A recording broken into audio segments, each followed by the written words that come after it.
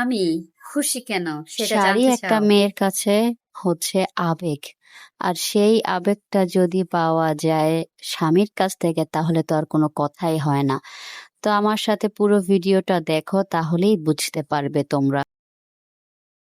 আমি খুশি কারণ হইতেছে আমি এবার আশা করছিলাম, আমি ধরেই নিছিলাম এবার আমার জামাই আমার মনে হয়নি এবার কিছু কিনা দিবে, কারণ হইতেছে সে রোজার ঈদে আমাকে বেশ ভালো মার্কেট করায় দিছে। আর এবার আমি মার বাসা থেকে যখন টাকা দিয়েছিল আমার মেয়েকে, সেখান থেকে আমি মার্কেট করছি। তো আমি ভাবছিলাম যে আমার মার্কেট এই পর্যন্তই ডান। কিন্তু এখন সিরিয়াসলি এখন আমার জামাই আমার একটা শাড়ি গিফট করছে, তাও আমি জানি না, একদমই সারপ্রাইজ দিছে। তো আমি সেই শাড়িটা এখন তোমার সাথে শেয়ার করতে চাচ্ছি, এই জন্য আমি খুশি।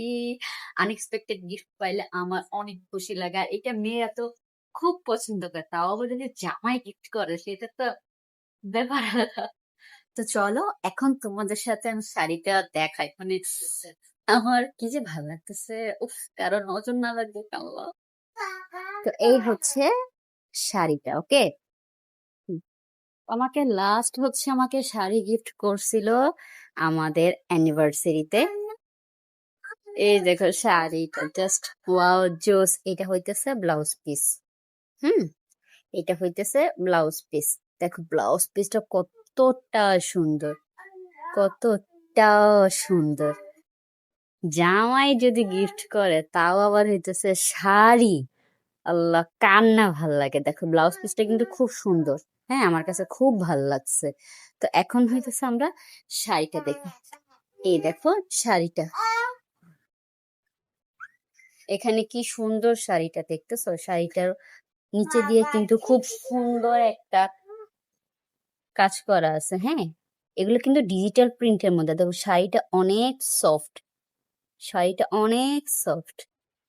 এই হচ্ছে শাড়ি। আর হ্যাঁ শাড়িতে কিন্তু আঁচলে টার্সেল সেট করা আছে, হ্যাঁ পুরোটাতে। আমি পুরোটা খুলে তোমাদেরকে দেখাবো। এই হচ্ছে পুরো শাড়িটা। হুম, এই আচ্ছা এইটা হচ্ছে আঁচল, হ্যাঁ এইটা হচ্ছে আঁচলটা। এই দেখো আঁচলটা, আঁচলটা কিন্তু অনেক সুন্দর।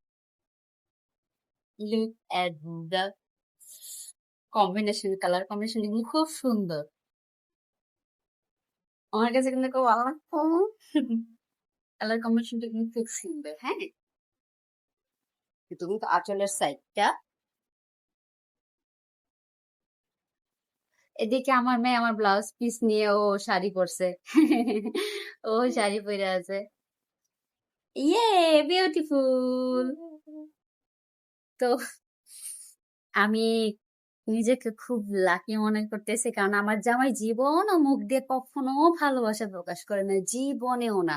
এইটা নিয়ে আমি ওর সাথে অনেক ঝগড়া করি, কেন তুমি প্রকাশ করবা না, কিন্তু মাঝে মাঝে এমন কিছু কাজ করে যেগুলা দেখলে আর কি ভালো লাগে, নিজেকে লাকি মনে হয়। যাই হোক আজকে এই পর্যন্তই। সবাই আমাদের জন্য দোয়া করবা, আমাদের জন্য দোয়া রাখবে যেন আমাদের সম্পর্কটা এইভাবে সুন্দর থাকে, ভালো থাকে, আর কারো যেন বদনজর না পড়ে, সেজন্য আমাদের জন্য বেশি বেশি করে দোয়া করবা।